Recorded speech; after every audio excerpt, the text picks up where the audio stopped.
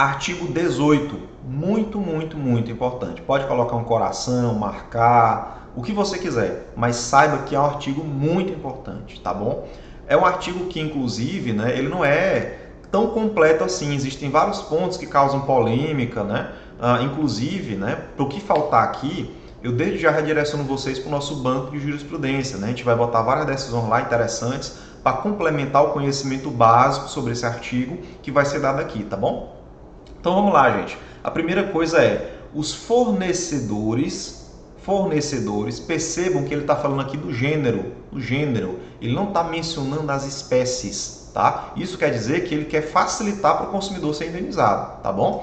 Os fornecedores, observe aqui em amarelo, respondem solidariamente, tá? Observe aqui o desenhozinho da fábrica e do comerciante. Ou seja, o que quer dizer respondem solidariamente? Quer dizer que o consumidor, se ele quiser, ele pode processar só o comerciante pelo vício do produto? Pode. Ele pode processar só o fabricante? Pode. Ele pode exigir tudo só do fabricante ou tudo que ele tem direito só do comerciante? Pode.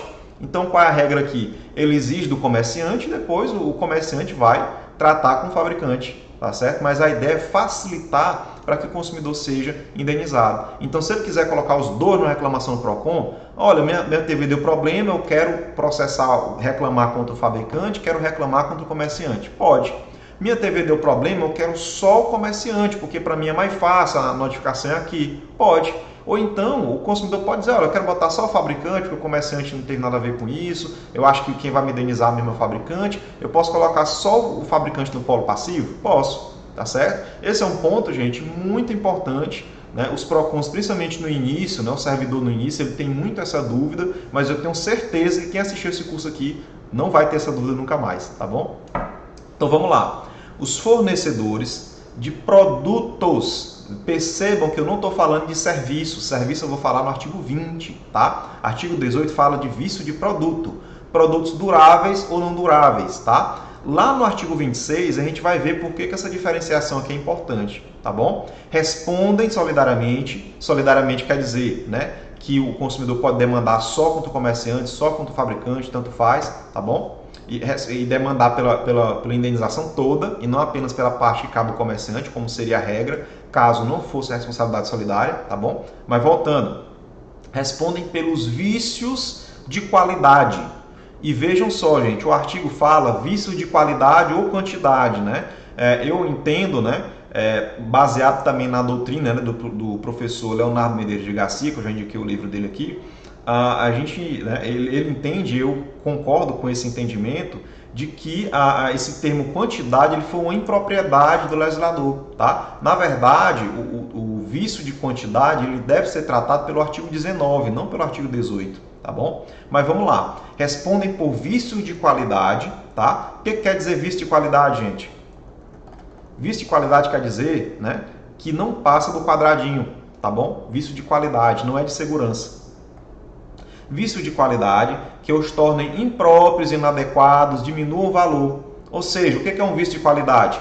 Eu comprei um celular para, vamos dizer assim, mandar mensagem, assistir vídeo, né? Vamos dizer que dá um problema no áudio, no alto-falante do celular, né? Houve um problema ali que está diminuindo o valor do celular, certo? Ou seja, teve um problema ali que vai tornar o celular até inadequado, impróprio. Ou seja, eu não posso mexer na internet no celular? Posso, né? Mas o microfone deu problema, o alto-falante deu problema, então aquilo diminuiu o valor, né? Então, toda vez que eu tenho um problema assim, que o celular para de funcionar totalmente ou que apenas um componente para de funcionar, eu tenho um vício do produto. Percebam, gente, que a origem da palavra vício, né? A origem da palavra vício, ela remete a algo que está incompleto, né? Isso é até interessante, uma pessoa viciada em algo, ela não é completa sem aquele algo, né? Então, por que ela é viciada? Porque ela está faltando algo ali, tá? Então, a mesma lógica se aplica para o vício do produto, né? Está faltando algo ali, né? Quebrou o alto-falante, quebrou o visor do celular, né? A TV deu aquela rachadurazinha, né? Então, tudo isso é um vício, tá bom? Assim como aqueles decorrentes de disparidade da embalagem, rotulagem, isso aqui não se aplica tanto na prática, né? Podendo o consumidor exigir a substituição das partes viciadas, né? Então, o que acontece? O produto apresentou um vício, o consumidor tem direito, inicialmente em regra, de exigir o reparo, né? Isso é uma forma também, gente, de proteger o comerciante, proteger o fabricante, porque se o produto deu um problema, né, durante a garantia e se a gente pudesse trocar de imediato, né, isso geraria um custo muito grande para as empresas, enfim. O legislador entendeu que, em regra, o consumidor tem que, né, antes de pedir o dinheiro de volta, a troca, ele tem que dar a chance, né, para o fabricante, para o comerciante consertar aquele produto, tá certo? E ele vai consertar como? Substituindo as partes viciadas, tá certo? Agora perceba que, não sendo esse vício consertado, né, sanado em 30 dias, o consumidor vai exigir o quê? Né? Substituição do produto, restituição da quantia paga, né? Ou o abatimento proporcional do preço. Percebam, gente, a sua escolha. É o consumidor quem vai escolher se ele quer outro produto, né? Se ele quer a restituição ou se ele quer o abatimento, né? A gente já aplicou várias multas aqui, principalmente a fabricantes, que queriam impor, né? Dizer, não, eu vou devolver o dinheiro do produto, eu vou devolver o dinheiro. Mas é o consumidor que escolhe, não é o fabricante. O consumidor dizia, eu quero outro produto. E o fabricante, não, vou lhe devolver. A proposta é devolver, né? Multa. Por quê? Porque o código diz que a escolha cabe ao consumidor, tá certo? Então, gente, vamos lá. Deu problema? O fornecedor tem 30 dias para resolver o problema, né? E aqui existem vários pontos, né? Enfim, de omissão da legislação. Porque, vamos lá, quer dizer que o fornecedor vai ter, se ele consertar em 2 dias, né? Consertou em 2 dias, deu problema de novo. Depois ele consertou em 2 dias, deu problema de novo. Até quando vai essa possibilidade de reparo? Será que vai ter só uma possibilidade de reparo? Né? Ou será que o fornecedor pode consertar 2, 3, 4 vezes? Né? Eu me lembro que de 2012, né, quando eu entrei no Procon, até 2016, 2017, a gente tinha muito esse problema, né, de vício de produto. O consumidor levava a televisão, o celular dele, 2, 3, 4 vezes na assistência, né, e ele cansava de dizer, eu quero meu dinheiro de volta. Né?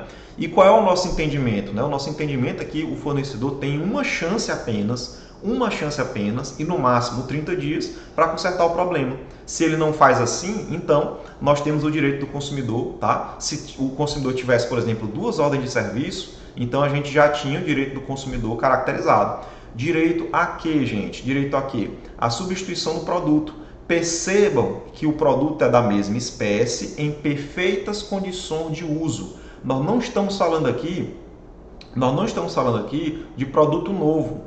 Geralmente o fornecedor ele dá um novo, mas de acordo com a lei não é obrigação de dar um novo não. Se o consumidor escolher aqui a substituição, ele tem que ser informado de que a lei obriga a dar um outro do mesmo jeito.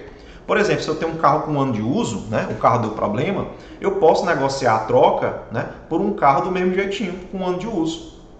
Isso é uma coisa que a gente fez muito aqui no Procon, né? Às vezes a audiência de carro, né? Carro é um produto muito caro, muito complexo, enfim, dava muito trabalho para fazer as audiências e várias vezes nós fizemos acordo assim, né? Ou seja, o consumidor deixava o carro dele, né? Entregava o carro dele para a concessionária, que já deu vários problemas, e pegava um outro, né? Do mesmo ano, do mesmo jeito, né? E resolvia o problema dele, tá bom? Uma outra opção, gente, é a restituição da quantia paga, ou seja, não quero mais o produto, você já passou mais de 30 dias, não quero mais, eu já levei várias vezes na assistência, não quero mais, me dê o meu dinheiro de volta, atualizado, tá? Corrigido, tá bom? E aqui, gente, entra perdas e danos, ou seja, se eu tive prejuízo, por exemplo, no caso de um carro, eu fiquei pagando táxi, pagando motorista de aplicativo, enfim, eu tive vários prejuízos, né? Isso não impede também de eu buscar esse prejuízo, não é só o valor do produto de volta, é o valor também do prejuízo como um todo que eu tive, tá bom? E isso, embora perdas e danos esteja só aqui na restituição, a doutrina entende que cabe também no caso do inciso 1, de substituição do produto, ou do inciso 3, tá certo? Porque vigora esse princípio que a gente chama de reparação integral do consumidor, tá certo? E por fim, abatimento proporcional do preço. Eu me lembro que eu tive uma audiência uma vez com esse carro aqui, né?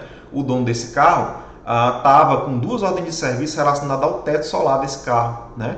E eu lembro que não houve acordo e eu orientei ele, né, para que ele pudesse fugir da justiça comum, de perícia, etc., né, por conta do valor do carro. Eu orientei que ele fosse ao juizado especial pedir o abatimento proporcional do preço correspondente ao valor do teto, porque o novo teto solar era R$ 4.500, entrava no teto do juizado e não precisava nem de advogado, né? Então eu me lembro que eu orientei ele, né, a esse respeito. Essa hipótese aqui, ela passa, às vezes, despercebida, tá? Mas é uma hipótese, são essas três hipóteses, né? Se você souber utilizar bem e tiver jogo de cintura, você pode conseguir muitos acordos com base no entendimento aqui desses incisos, certo?